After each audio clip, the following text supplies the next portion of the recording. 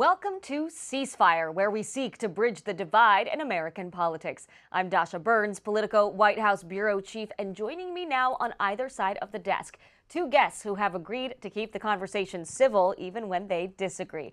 Former Democratic National Committee Chair Donna Brazile and former Republican National Committee Chair Ronna McDaniel. Thank you both for joining me. It is the Ronna and Donna show today. Appreciate you being here, ladies. Let's start with something you can both relate to.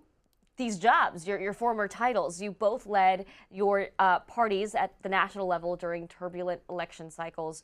What challenges did you face as party leaders that people might not know about? I get a sense it's a thankless job sometimes, Donna. Oh, it's a very thankless job. You know, I was vice chair for a number of years, and I found myself as the vice chair being prepared to step up if the chair decided to do something else. And in the case of Tim Kaine, who was the chair at the time, he decided to run for the United States Senate. He was governor of Virginia, and I had to step up for a few months. And then here come that big convention. I'm in Philadelphia. I'm ready to start partying, and I get a call that Debbie Wasserman Schultz, the congresswoman from the great state of Florida, wanted to see me. She said, "I'm stepping down." I say, "Why?" And I'm like, "Oh my God, I got to do this." How many glasses of wine in were you when you got that call? Well, it was early in the morning, so I was. Okay, good. I had a couple. Wine. I had a lot of caffeine in me, but it really was a turbulent moment in the Democratic Party. You might recall that the Democratic Party we had a very robust political season, Yep. and Hillary and Bernie went to the bitter end, and the Sanders people were demanding changes to the entire process. And Debbie decided enough was enough. And so I stepped up again. And this time I had to serve for quite a few months. So unlike the first round of being the chair of the party, this time I had to not only step up, but when Hillary lost to Donald Trump, I had to also begin the transition process. It was a tough period. Yeah, Ronna, what did your version of that look like? It was tough. I think for me, coming from outside of DC, being from Michigan and coming in, I was Michigan party chair, and then I took over after Trump won in 2016, and I was here for 7 years, which is the longest for anybody in our party. And there was a lot that happened, 2 impeachments, a Russia investigation, a pandemic. There were a lot of things that happened during that time. But for me, just getting my sea legs a little bit too, the raising the money, getting to know people, it takes a lot of time and effort, and it is a thankless job in a lot of ways. You both have had a moment to take a step back. Yes. The dust has settled. We've had some distance from your tenure and from those turbulent election cycles. How have you seen your parties evolve over the last several years? There's no question the Democratic Party, following the disaster of the 2024 cycle, the Democratic Party is getting their sea legs back, recruiting new candidates. We're about to undergo a generational shift within the party. And we'll dig into all of that. Not just at the national level, but I also think at the state and local levels, which, as you all know, you need that new energy, that new vision, that new spirit of democracy that flourishes when new people are allowed in the door. So I think the Democratic Party has had to learn some valuable lessons over the last few months. And one, we have to be a 50-state party 24/7. We can't wait till the last minute to engage voters. We learned something from the Republicans, especially in the Trump era. You have to go out and find the influencers, find people at the grassroots level. So I think the party is going to make a good comeback in the 2026 and, of course, the 2028 elections, which is wide open. And I look forward to seeing this new generation flourish. Lessons learned for Democrats from Donald Trump. That's fascinating. Ronna, what have you seen in the Republican Party? Obviously, there's been so much talk about Trump's influence, but what have you seen in terms of the change since you left your post? And I from my experience as the White House bureau chief, it has changed a lot from his first term. The party has changed from his first term. It has. I mean, I left in 2024, so I think a lot of the things that we learned were from Obama, right? Getting involved, getting in the ground game, making sure that we're knocking doors and engaging voters, and then expanding that and going each party sort of stealing secrets from the other one. Groundbreakers was like a guidebook. You know, how do we get into communities? How do we engage voters? We were reaching out to Latino voters and Black voters and Asian voters. This was a big initiative that I was certainly proud of that the RNC was doing. And then Trump took it even further by getting with the influencers, understanding the young male vote. I think he understood that so well in 2024, the changing ways that people are consuming news, how they're getting engaged in politics through TikTok and other mediums. But I think our parties have changed too. Trump is a working class president, and the suburbs have become more Democrat. So we've seen almost like a flip in our parties in who's turning out, and we'll see what happens going forward. You know, I learned something from the RNC. I think we should learn from each other.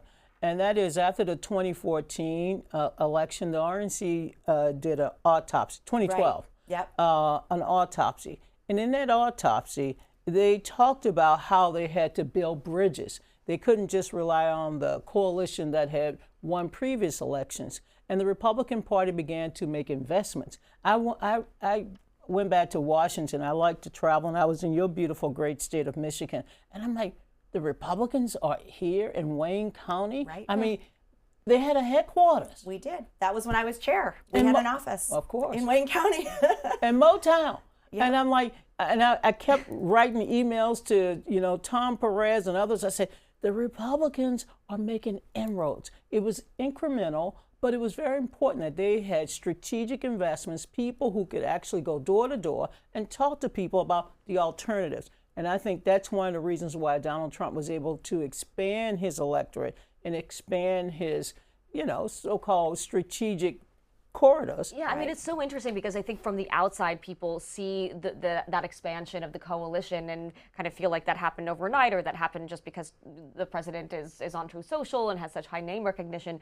But actually, those seeds had been planted for a long time, right? I think it's important to recognize that it was intentional. I mean, we had community centers in Detroit. Yes. We had them in Texas and Hispanic communities where we were speaking Spanish, the people we had work in it. But we also did things off year, like formula drives or back to school drives. So we were part of the community. We had dance classes. You didn't go in and out. No, just we were right there, around and we had time, dance right? classes, and some of them we had cooking nights. So, but it also makes us better as a party, and I think this is for both of us, because when you're in these communities, and I'll just give an example of Detroit, our governor at the time was talking about skilled trades, and I had one young woman raise her hand and say, you know, your governor is Republican, keeps saying that. I can't get to work. I can't get a license in Michigan right now. It's too expensive for me to get my permit. And I was able to go back to my governor in a community where we had no Republican representation and say, this is what I'm hearing in Detroit. How do we represent people better? And part of it's by listening to them. So yes, of course we want to get votes, but we have to listen so we can govern better. Donna, you talked about autopsies. I have gotten the sense from the Democratic Party post-2024 that there's been a challenge to do that autopsy, to do it in a productive and united way. There's been a lot of finger pointing, but not a lot of sort of coming together and acknowledging with unity what went wrong, right? Do you think there's been enough of an autopsy of 24 to learn those lessons that you can take forward? I have read 5 autopsies. 5. Wow. But they were not drafted or written by the Democratic National Committee. I think the committee will put out a report at the end of the year that will go into more detail about how they not only allocated resources, but pretty much, you know, when you have your party have the White House, which you've experienced before, the White House drive a lot of your politics, a lot of your resources, and a lot of the deployment of troops. I call them troops, but deployment of volunteers and staff and so forth. So I think the DNC needs to conduct and finish up its research. But by and large, what you've learned from all of the other players on the in the field is that, one, we waited too long to make the switch. We call it on the Democrat. We call it the switch when we switched from Joe Biden to Kamala Harris. Right. Second, we were not playing across the board. We limited our engagement to 6, 7 states, which is always a problem when you live in a country where you don't know where which way the wind will blow. And I also believe that we got to look at technology and the algorithms and social media and the using of influencers. I also think they will conclude, and again, I'm not involved in this report, we had a lot of grass tops, but we missed the grass bottoms. I mean, the people who actually drive politics, drive the conversation. And, you know, I agree with the chairwoman. Nowadays, people don't want to just gather and talk politics. They want to talk about what's going on in the community. They want to talk about swimming classes, spinning classes. You know, people gather in different ways, and book clubs, for example. And we're learning that you can reach more people by not putting your partisanship out there, but figuring out what brings people together in that particular community. Speaking of autopsies, we had an election this week that I think a lot of folks will be taking notes and taking lessons from. Ronna, top lines, and then we'll dig into each of the races more specifically, but top lines, what's your takeaway from what happened this week? Well, I do think that Democrats learned from 2024. They talked about the economy. I mean, that was the driving force, affordability, whatever everybody says about Mamdani, and I do think he's overpromised, and he's a little bit of an emperor with no clothes. We'll see what happens in New York with some of the things he promised. But he ran on an affordability agenda, and he understood that people are worried about rent, they're worried about housing, they're worried about utilities, they're worried about the cost of living. And so they stuck on those issues. They haven't always done that. That was smart for them.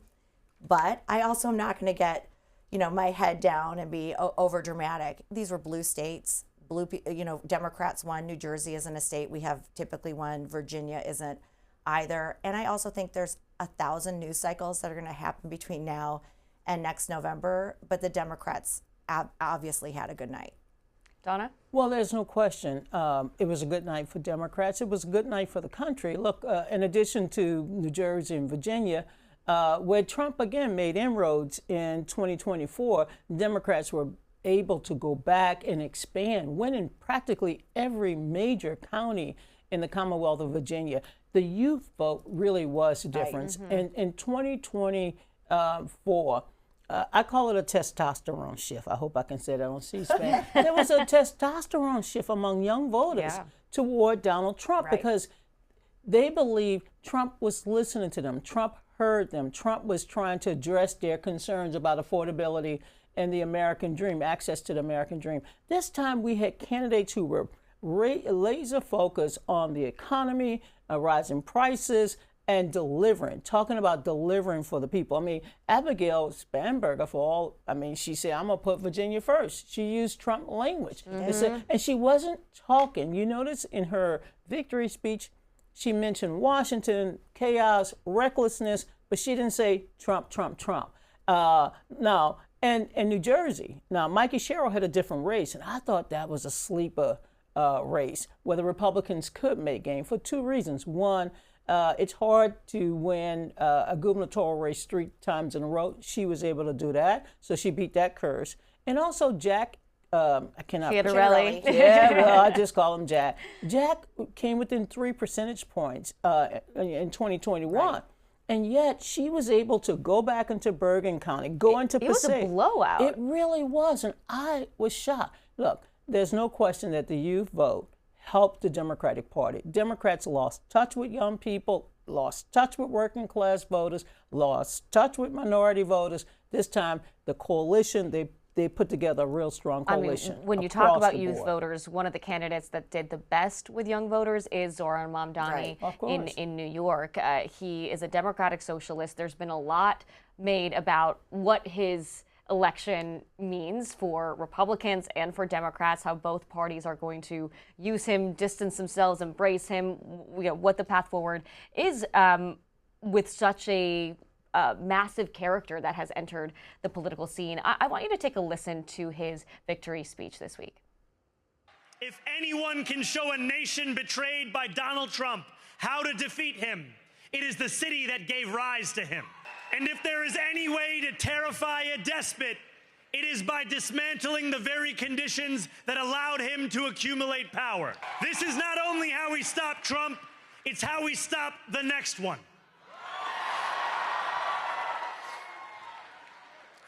So Donald Trump, since I know you're watching, I have 4 words for you. Turn the volume up. New York will remain a city of immigrants, a city built by immigrants, powered by immigrants, and as of tonight, led by an immigrant. So hear me, President Trump, when I say this. To get to any of us, you will have to get through all of us. Okay, so that was a very different approach than Abigail Spanberger, who you were just talking about, not mentioning him at all. Of course, look, he's a firebrand. And the Democratic Party is a big tent party. We have, as you can see there, a Democratic Socialist. We also have Bernie Sanders, a Democratic Socialist who ran for the party's nomination. New York has a very unique system where you can run as a Democrat, you can run as a working party person, but he chose to run as a Democrat. And look, this was a contest between Eric Adams, who was controversial and tarnished, of course, Andrew Cuomo, controversial, tarnished, and maybe old school, who did not really take this guy seriously in the primary. So he has emerged. He's now New York City mayor-elect. I don't know if we can transfer what happened in New York City to, say, Atlanta, even my hometown of New Orleans. But he is a firebrand, and he's going to have to work with Governor Hochul and the New York Assembly in order to, meet the demands of his constituency. Yes. Well, let me now have you listen to Speaker Mike Johnson talking about Mamdani. Zohran Mamdani is without a doubt the biggest win for socialism in the history of the country, and it is the biggest loss for the American people. And the results of that race tell you everything you need to know about where the Democrats and their party are headed. From the backbench to their leadership, Democrats have fallen in line behind the socialist candidates. Okay, so how are Republicans gonna use Mamdani? I'll say one here? thing. I don't think calling him a socialist is going to resonate. I don't think people know what a socialist is. I think you have to talk about how he's going to bankrupt New York. I look at him as the kid running for class president saying every class is going to be recess and we're going to serve dessert for lunch. I mean, and now we're going to see what he really does. He says he's not going to raise rents. He's going to increase the corporate tax rate, free busing, free groceries. That's just not going to happen. And what they're going to find is it's going to bankrupt that city, and they're going to see jobs and business leaders fleeing that city, and they're going to be a city further in debt. His policies will not work. And so we have to put that to the American people. We need to talk about a prosperity agenda and talk about how we do lower the cost of utilities, how we make sure that housing is affordable. We have to talk about education. In my state of Michigan, 1 in 4 fourth graders right now can read at grade level. We have the second highest unemployment in the country under a Democrat governor. I mean, people cannot prosper under their policies. So I don't love just the socialist and thinking that's enough. We have to explain what that means. Donna, do you think that Mamdani is going to be more an asset or more of a liability, given what we just heard from Ronna? I think people are just really piling on to a newcomer to the national political scene. He has a lot of challenges ahead. He's trying to build bridges. He's trying to expand the conversation beyond the so-called primary voters. He knows that he needs to retain the business support. He understands that he made a lot of promises to young people. But you know what? There's a huge majority in our country. They're sick of the old politics. Right. They're sick of politicians not delivering, government not being accessible to everyone.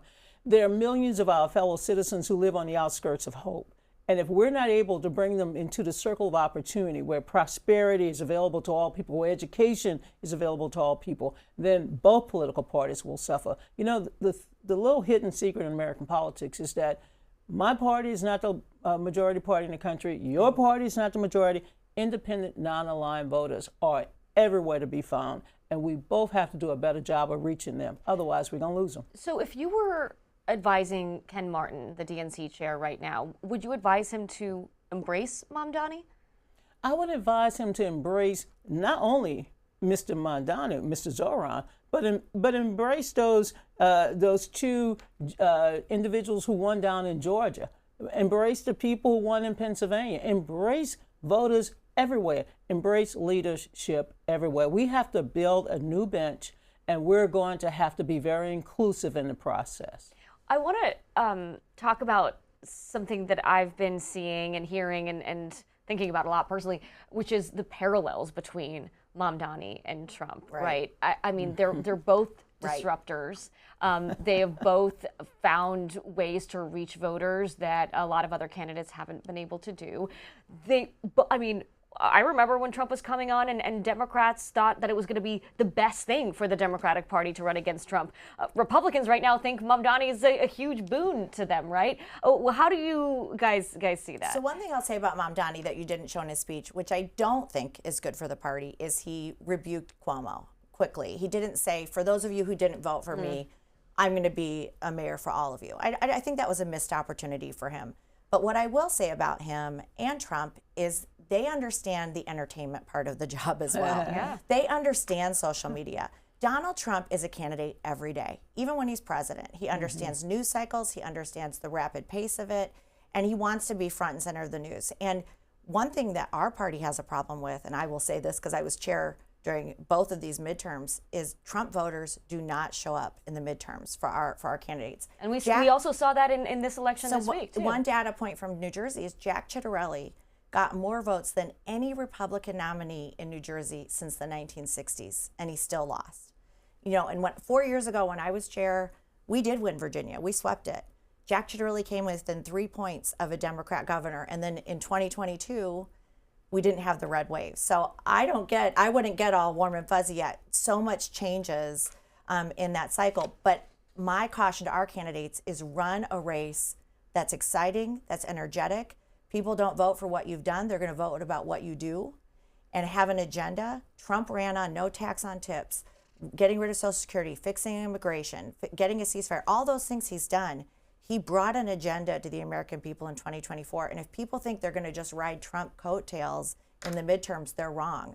They need to take some lessons from both of these guys and create some energy around their campaigns. And they also enlarged the electorate. That's something. I mean, they reaching out to voters who are just disgusted with politics, that don't see politicians as delivering, young voters in particular.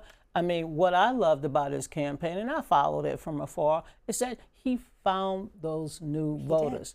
And he was their voice. Now, I showed my students at Georgetown, I said, did you see what the candidate did the Friday before the election? He went to a bar and went to a dance. And he was there, I mean, partying for 2 hours. And it went all over social media. My nieces and nephews down in Louisiana say, where is he running? They didn't know what was going on in New York. But he had this energy. And likewise, Trump. I said back in 2016, I said, you know, Trump is in Florida. They said, no, he's not. I said, yeah. But Trump effect, just like there's going to be a Mamdani effect, because he taught us that you can reach voters with hope and change, and you can bring them into the process. But let's see if he can deliver on some of those promises. Do you think that the wins in New Jersey and Virginia with Spanberger and Mikey Sherrill, who are ran as real moderates, real common sense moderates, does that provide a tension with Mamdani about the direction of the Democratic Party, or do you see it more as a compliment? You know, when you think about my party, I'm from New Orleans. I grew up in a very moderate to conservative household. Most Americans are not looking at party labels, they're looking at results. And so I think when they looked at Abigail, they say, you know, she leaned into her national security experience, same Mikey leaned into her as part of their narrative, their bio. And also she leaned into the fact that she's a mom with 3 girls in public schools. Mikey leaned into the fact that she was a mom of 4 children. And I think 2 of them are about to join the Navy. So it's really a different scenario for the Democrats. I mean, as you well know, we have governors who are just waiting to get that call to start running for 2028. But we know next year is a big political year with 36 gubernatorial races, 35 senatorial races. And let's just be honest. I think today's decision, the decision by Nancy Pelosi to step aside and not seek re-election, is also another part of the chapter, this new chapter in the Democratic Party. We might see a tidal wave of Democrats and maybe some Republicans who decide this is the year to retire. Your take on Pelosi's retirement, Ronna? I think you're right. It is a bringing in a new chapter. I think the Democrat Party is looking for energy. They got some of that on Tuesday.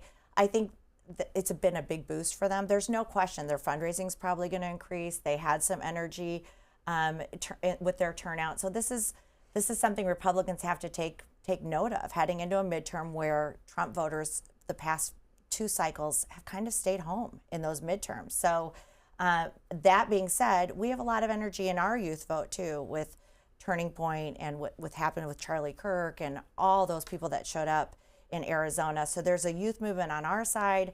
I think Trump has a lot of good policies in place. Gas prices are down. If we can get the tariffs figured out, if the Supreme Court rules on that, create some certainty around that. You've seen inflation going down. If interest rates go down, if we have a good economy, that's going to lead to a very good midterm. But it's way too early to prognosticate for 2020. Yeah, let's not make bets. We'll lose money real fast. Yeah. One thing that is going to impact what happens in the midterms and beyond is this redistricting battle. Right. Proposition 50 did pass in California. They're redrawing the maps. Gavin Newsom won on that. When earlier there was a debate whether that was even something that voters would be interested in. Democrats are going down that path. I want you to take a listen to Ken Martin on redistricting. Now we've leveled the playing field, and now it's up to Republicans. If they continue with this nonsense and continue going down this road of trying to redistrict, unconstitutionally redistrict in Republican-controlled states, we're going to meet them state by state. They wanted this fight. They created this fight, right? And we're going to meet them. This is not your grandfather's Democratic Party where we're going to play with one hand behind our back. We are actually fighting back. I'm proud of Governor Newsom and Californians for sending a message. My hope now is that it creates a chilling effect for the Republicans, and they realize that we're going to meet them each and every step of the way. So DNC chair says we're going to keep doing this if we have to. Is this a dangerous road, or is this something that Democrats have no choice but do? You know, Donald Trump started this, and he started this by telling Governor Abbott, let's move. Mid-century,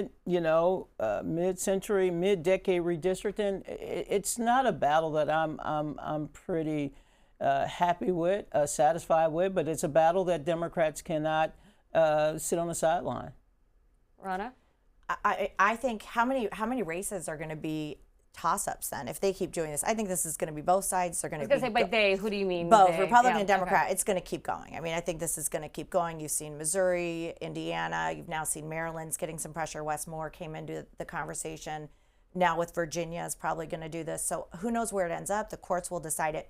But if there's like only 17 races that decide the balance of the House, how much money is going to go into those races? How much vitriol? I don't know. Yeah. I mean, I just don't think you can even saturate the airwaves enough. So what I would say to our candidates is start running now, start preparing now, start putting your message out now before it gets to November and you're tuned out. And start making the case as to why you should be elected right now, because we don't know what's going to happen in the courts. What do you say to your party about this redistricting push, though? I don't think it started with Donald Trump. I think it started before that. This has been both parties. It's happened in the courts. I mean, historically, it's true. Both parties have had times when they've pushed this. They've gone in. Every party's fighting for power right now. But now that it's going down this road and down this road pretty fast, and they're both tit for tat with this now. What do you say to Republicans? They've got to do it too. I mean, they've got to. California is doing it. This is just the way it's going to be. We have a very slim margin in the House. Trump does not want to lose the House, and his political team came in and said, "We're going to start immediately to make sure we can get into these states, redistrict, and get some more House seats so that we can weather these midterms, which traditionally are bad for the party in power. We know that, but I think they came in with a plan. The benefit Trump had of not being in office for 4 years." Is he came in with a lot of plans, with a team ready to go. So they had all this ready, and they've unleashed it really early on in his presidency, and I don't think this is going to stop. But you know, they based their map in Texas on the results in 2024. That's true. And you know, this could well backfire in Texas because the Latino vote is trending back toward the Democratic Party. So this could backfire. You think she could be right about that, Ronna? Well, if you're making the margins lower, right? If you have an R plus 10 and you're making to an R plus 5 and generic ballot goes to a D plus 8, you're putting those districts in play. So we don't know what that'll be. And I think Donna's got a point. You could be making some of these safe seats You could be spreading out. It could be a little bit more competitive. Look, You could. Your message to Democrats about redistricting? fight like hell. I would say the same thing. I mean, Fight like hell. Trump came in to fight like hell. That's Fight what he like did. hell. I mean, you're not going to tell Democrats to lay down and take it. They're going to fight like hell. Although we have a limited playing field because Republicans control more state houses, and we've seen in Ohio. Of course, if they make a move in Indiana, make a move in Florida, I mean, it's really going to get dicey, especially if New York cannot make a move. And there's a lot of states that have no Republicans too, so they don't have, because they've done this so well already, right? So there's states like Massachusetts, yeah, they don't have, they've redistricted us out already, so there's not as much playing field for them. And now Trump's saying we're going to play like they are. In the end, my biggest thing, and I'm going to say this as a party chair, is if you're going to make these districts slimmer, you are going to have a ground game. So where is that going to come from? You're going to have that turnout the vote operation and that ability to reach out to the Latino community. So where's that going to be? The RNC needs to do it. I think groups like Turning Point USA are going to have a big role heading in to the midterms to mobilize and build that ground game. TV alone doesn't just turn out vote. Streaming alone doesn't turn out vote. You have to be knocking doors. And you're going to have to recruit candidates who can appeal to the middle, swing voters, independent voters. I think Utah is going to be interesting as well. Again, there could be unintended consequences across the board by messing with these districts at this hour. Ladies, a lot to be watching for in the next year. Midterm season officially started. I love campaigns, so this is the kind of conversation I just get my kicks out of. So I love thank it you too. so much. I'm also glad I'm not in charge of it. I am so blessed not to be in the line One of secession thing you can anymore. both definitely agree on. Thank you both for your time. Former DNC chair Donna Brazile, former RNC chair Ronna McDaniel. Thank you, ladies. Thanks for having us. Let's turn now to this week's C-SPAN Flashback, where we dig deep into the video archives to show you a moment in political history. This week, former Vice President Dick Cheney passed away. He served in a number of political roles before the 2000 George Bush campaign asked him to vet potential running mates. Bush ultimately chose Cheney himself. Here's the 2000 announcement from the C-SPAN archives. I'm proud to announce that Dick Cheney, a man of great integrity, sound judgment, and experience, is my choice to be the next Vice President of the United States. When the governor first asked whether or not I would consider being a candidate, I respectfully declined. I was deeply involved in running a business, enjoying private life, and I certainly wasn't looking to return to public service. But I had an experience that changed my mind this spring. As I worked alongside Governor Bush, I heard him talk about his unique vision for our party and for our nation. I saw his sincerity. I watched him make decisions, always firm and always fair. And in the end, I learned how persuasive he can be. Dick Cheney served as vice president from 2001 to 2009. He was 84 years old. We are joined now by two political pros from both sides of the aisle to talk about the top political stories of the week. Democratic strategist Meghan Hays and Republican strategist Terry Holt. I will look to both of you guys to peel back the curtain. Today you're here as strategists, not surrogates, given some analysis to help people understand what each of the parties is doing here. Before we get started to the news of the week, though, Terry, I want you to take a moment. You were a spokesperson for the Bush-Cheney campaign. Tell me a little bit about what your thoughts are looking back. Well, in the 2000 campaign, when we had the Florida recount, everybody was on their edge of seat trying to figure out whether Al Gore or President George W. Bush, then governor, was going to be president. And we were all down in Florida trying to win the recount battle. Well, Dick Cheney and his team was up here working on the transition, and it made it possible. Dick Cheney's role then and there as a significant player on the campaign, he became the transition leader and helped us hit the ground running when we came into office in January. So from the very beginning of the presidency, he was a very consequential player. A lot of us also remember as Hill staffers that he was one of the president's best negotiators when it came down to issues like the tax cut, like the No Child Left Behind bill, and many other of the president's priorities during that first 4 years of office. So Dick Cheney was a misunderstood leader, but one who was principled and fair, and ultimately a great man to work for if you ask any of the folks who worked for him. Let's dig into what we have seen this week. This shutdown set a record. Taking a step back, big picture, what do you think this record says about the state of our politics, Meghan? I think that it says that we are extremely divided, and one thing that's hard for me to understand from a Democratic perspective is they are paid to work for their constituents, and when they are not working and the government is shut down, then that means they're not delivering to their constituents. And so it's unclear why Democrats would let the government shut down without an off-ramp to open it. I do think that healthcare is a noble cause, but it makes me a little anxious that there doesn't seem to be, I know there's now some negotiations happening, but for 30 some days, nobody seemed to be working with anybody else, and it just shows how divided we really are. Do you think Democrats may have misplayed this?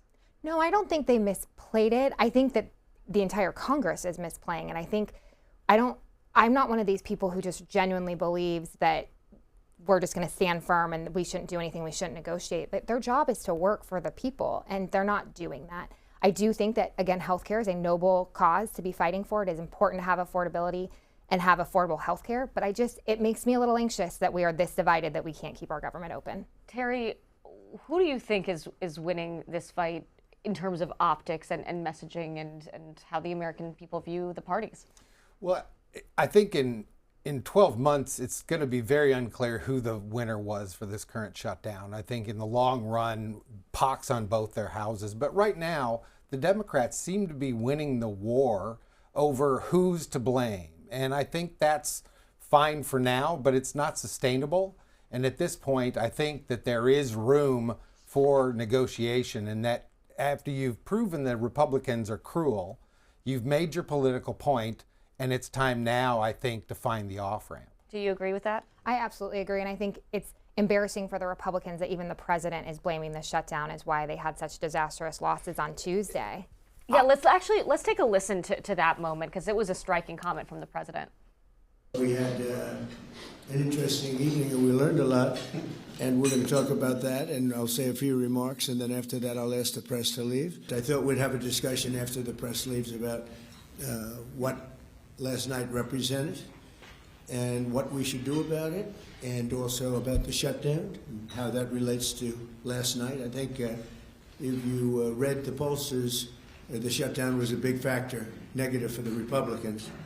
I was surprised to hear him say that, Terry. Well, it's because it's true. Most people believe that Donald Trump could snap his fingers and get this government turned on in a heartbeat, that he could have the negotiation, and as the art of the deal says, he would be able to make the deal. So I think that's why most people think that it's up to him to fix this problem.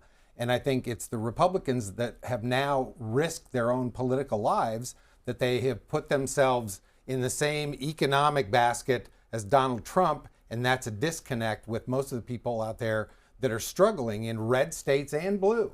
I mean, he talks a lot about blue states being out of control, but there are people suffering in red states under the current policies, and I think the Republicans need to find a way to distinguish themselves from some of these more callous policies of this presidency. Well, there are a lot of Americans that are suffering right now because of the shutdown, right? Whether you're talking about the healthcare premiums, whether you're talking about SNAP benefits, and something a lot of Americans, probably most Americans, are going to be impacted by if this continues is travel, right? We're coming up on holiday season.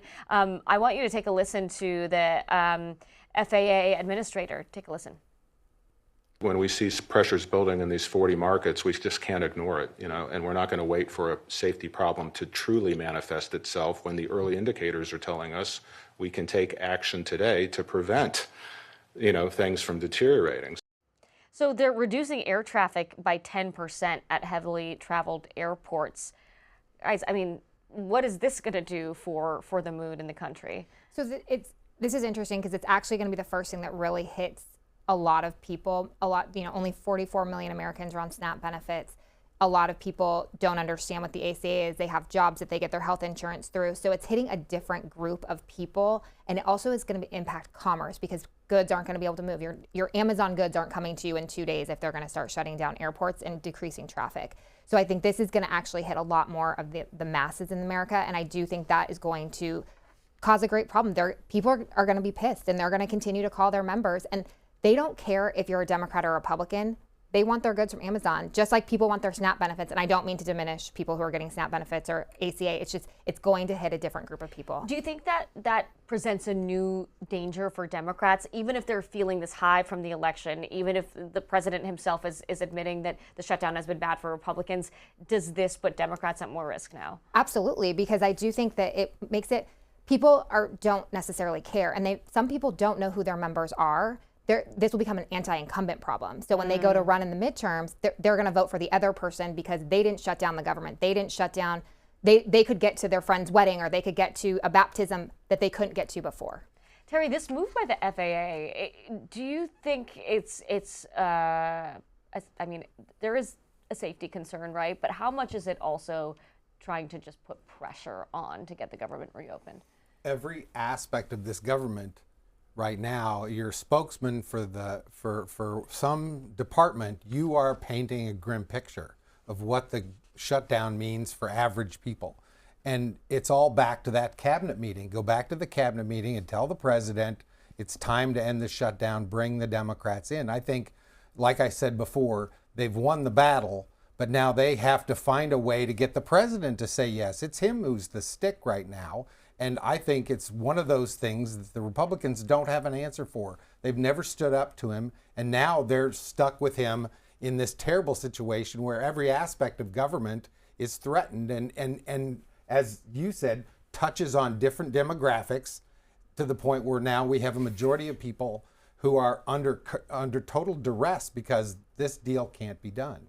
And on that point, the president hasn't showed any interest. He's traveled abroad several times. Most presidents, if there was a shutdown, would never leave Washington. They wouldn't go to their weekend house. They wouldn't travel abroad. They wouldn't care what it was. They would literally sit here and figure out how to negotiate. And those members would be traveling in and out of the White House at all hours. And also, members wouldn't be back in their districts. Most presidents would not allow their district, their members to not be here to negotiate. So it's kind of, they're following the president's lead, and he's leading them down a very dangerous path because it's going to it impacted them on Tuesday, and if they continue, it will impact them again in the midterms. Well, let's remember that Republicans and Democrats alike have to get in and out of D.C. on a regular basis, and if anything will shut a shutdown down, it's those members of Congress and senators having trouble logistically doing their job. That might be the straw that breaks the camel's back ultimately. Well, maybe these flight delays are going to force members to be stuck either here in Washington or back home and trying to figure it out. The other thing that the president is doing here is pushing for the filibuster. Listen. It's time for Republicans to do what they have to do, and that's terminate the filibuster. It's the only way you can do it. And if you don't terminate the filibuster, you'll be in bad shape. We won't pass any legislation. There'll be no legislation passed for 3.25. We have 3.25 years, so that's a long time. And we should do our own bills. We should get out. We should do our own bills. We should open up. We should start tonight with the country's open. Congratulations. Then we should pass voter ID. We should pass no mail-in voting. We should pass all the things that we want to pass to make our elections secure. You see some stoic faces there. I mean, Terry, the Republicans on the Hill have said yes, sir, to just about everything that the president has asked of them. This seems a little different. This seems like it's going to outlive Donald Trump. I think our leaders in the Republican Party showed a very brief moment of independence over the filibuster because they do recognize that they will have to live in the Senate long after this thin majority they have is gone. And so I think they're looking ahead that they may someday be in the minority and don't want to be put in a position where they can be railroaded. I don't think they also want to take votes on some of these things that Donald Trump wants. I think that the Republicans deep down know that some of these votes are not good for them, and voter ID and some of these things that are really not helpful in their own district, they don't want to take these votes. So they don't want the filibuster to have to take those votes. That's right. How do you think Democrats should navigate this? Is there a world in which Democrats say, Sure, let's nuke the filibuster, and then when we're in power, we take it on. I really hope not, that they're not thinking that, because they also are gonna, it flips all the time. We see different majorities all of the time, and it's a dangerous place to be. There's a filibuster for a reason, and it makes me really anxious, and I hope that they're not saying that, but you never know. Axios is reporting that Trump could retaliate against members of his own party. One source said he will call them at 3 o'clock in the morning. He'll blow them up in their districts. He'll call them un-American. He'll call them old creatures of a dying institution. Believe you me, he's going to make their lives just hell. How should Republicans navigate this? Well, so far they have bowed at every turn. I expect them to really go back to their districts over the course of the next couple of months and take stock in where their voters are, where the farmers are, where the small businesses are. They will gain strength from their constituencies.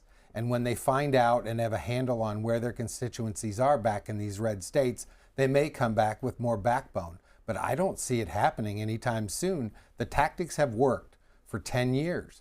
Until they don't work, he's going to keep trying them.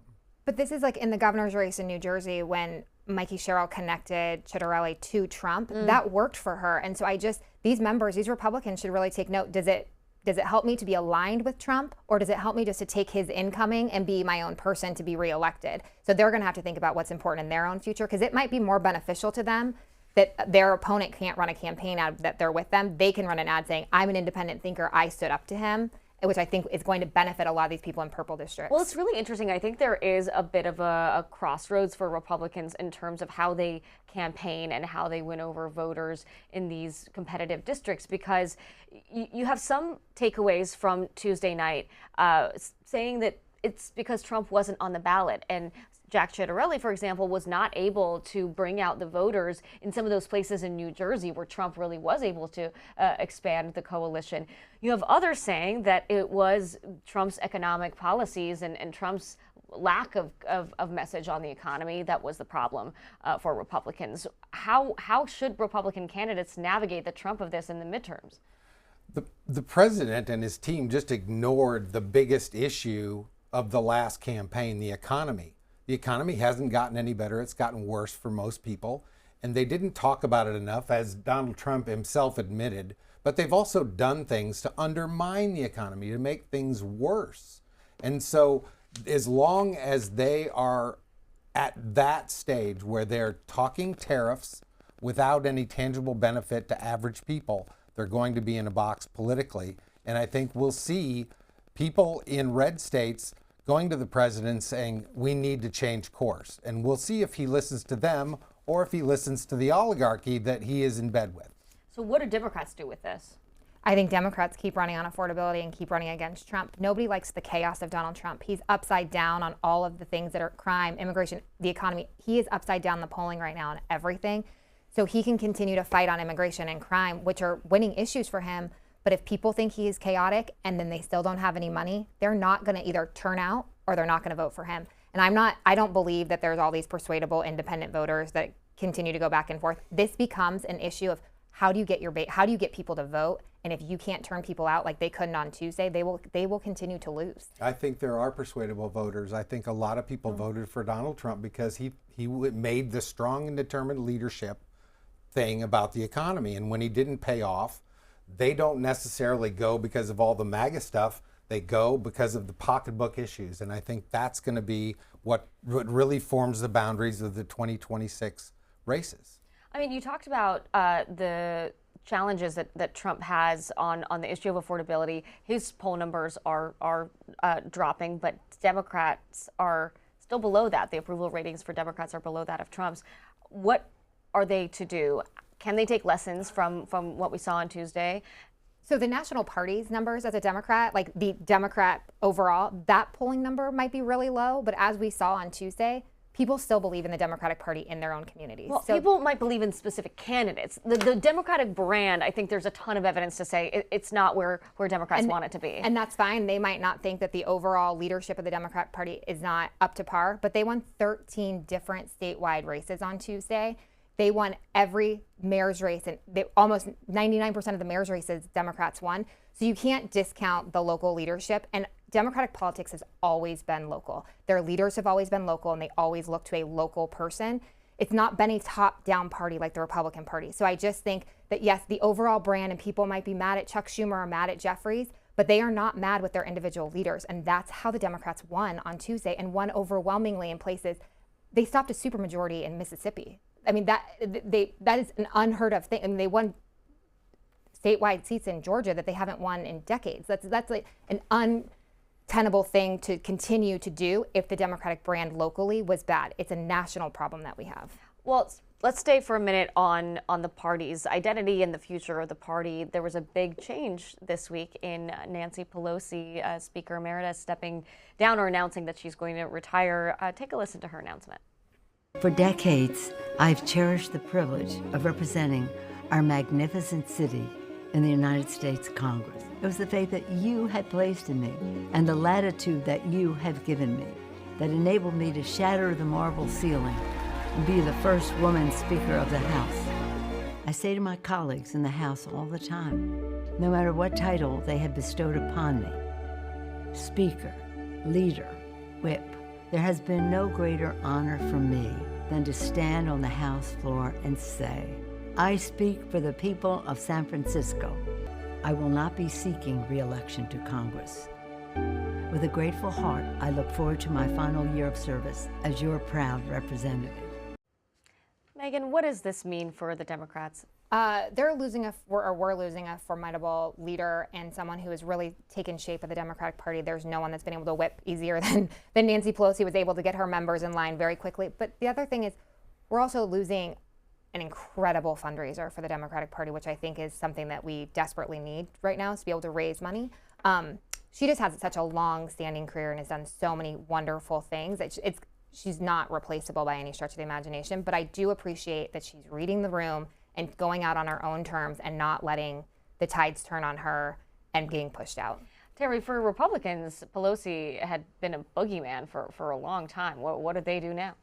Well, they turned their sights on Mom Donnie. Mom Donnie. I'm still troubled with trying to decide how to say that. But they're gonna look for a new boogeyman. They seem to have found it. Mike Johnson was on TV yesterday, and repeatedly attacking Mondami. I think Nancy Pelosi was a serious person, and so she got the respect of Republicans, like John Boehner, who was Speaker and took the gavel from Nancy at one point. She knew how to count votes as a whip, but also as a Speaker. She knew how to lead her caucus, and I think they're going to be missing a real component of leadership in the House that Jeffries really, I would believe, leaned on her and her quiet ability to read the room, like you said, and also to be able to lead the room, which is something that really is required these days if they're going to get out of the minority. Yeah, what do you want to see from Jeffries in the wake of this departure? I think it's going to be hard to replace her just in her sheer knowledge of politics, and she was so good at politics, right? Like, she understood what members needed what and when, and what people could take votes that other people couldn't. I don't know that Jeffries has that experience yet. I think it's extremely difficult in a time to lead in Trump right now. I think Jeffries is definitely standing up, and I think people are seeing a different leader than we saw before during this shutdown, so I do admire that. No one's ever going to be Nancy Pelosi. No one's ever going to be able to whip and to get votes the way she can. So he has a tough road. If Democrats take back the House, it'll be interesting to see. Before I let you guys go, I want to get to our weekly feature. It's called Not on My Bingo Card, where we talk about the unexpected, quirky, bizarre, silly political stuff that we see every single week. This week, what was not on my bingo card is an interesting side hustle. His day job is lawyer for the IRS, but during the shutdown, Isaac Stein is using his time away from a government job to realize a longtime dream. He runs a hot dog stand. We caught up with him this week. This is a passion project. This was 70% a backyard art project that I also intended to be a business, and it was intended to operate on the side. So I would work on, I intended to work this Fridays and weekends. In early October, on the 8th, I got furloughed, and then since then I've been serving somewhere between 5 and 7 days a week. So I've been out most days. But as for where this came from, This is my attempt at humor. This is my attempt at a passion project, and I'm just having seriously a great time being out here, connecting with the people who live here, and just chatting, learning about people's lives, and just generally having fun. I look forward to getting back to work as soon as possible. My coworkers that I know feel the same way, but the feeling that I've been getting from them and that I share as well is that everyone just wants to get back to work, doing our jobs and serving the American people. I love that he's still in the suit, even running the hot dog stand. Any side hustles from you two that we should know about? Side hustles. I worked every political campaign you could think of, and some of them there were a lot of strange things. You know, just going into the bathroom with your principal, that used to get me. I didn't know when I first got in politics that you followed your boss to the bathroom because they might say something that you needed to know about. Bathroom attendant. Yeah, okay. Yeah. What about you, Meghan? We used to joke about that on trip calls when we were planning trips. If the president knew how much we were talking about where he was going to the bathroom, he would be horrified because you spend a lot of time being like, there's a bathroom here, there's a bathroom there. Like, he's going to walk up 10 stairs. Like, it's just, it's uncomfortable. a little TMI to end the show. Excellent. Well, Democratic strategist Meghan Hays, Republican strategist Terry Holt, thank you both so much for joining me. Yep. Thank you. Thank you. And we'll close this week's program with our ceasefire moment of the week, highlighting what's possible when politicians come together as Americans, not just partisans.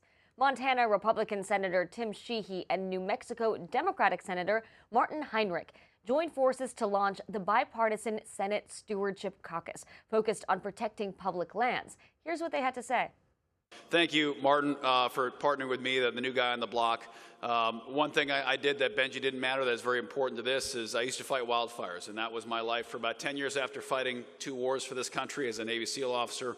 I was an aerial firefighter and water bomber pilot and saw firsthand how challenging that threat can be, not just to our forests and our public lands, but most importantly, to our communities that are surrounded by our public lands.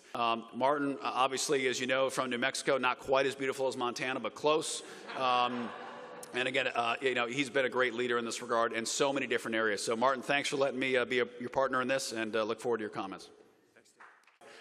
When we get together and talk, and we're not arguing, we're talking about the places that we have in our states, that we care about the communities and their relationship to them.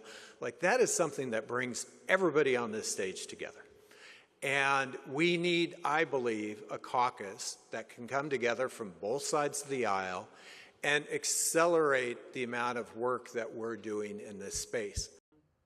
Lawmakers coming together, the type of moments we love to showcase here. That's all the time we have for this episode. And don't forget, Ceasefire is also available as a podcast. Find us in all the usual places. I'm Dasha Burns, and remember, whether or not you agree, keep talking and keep listening.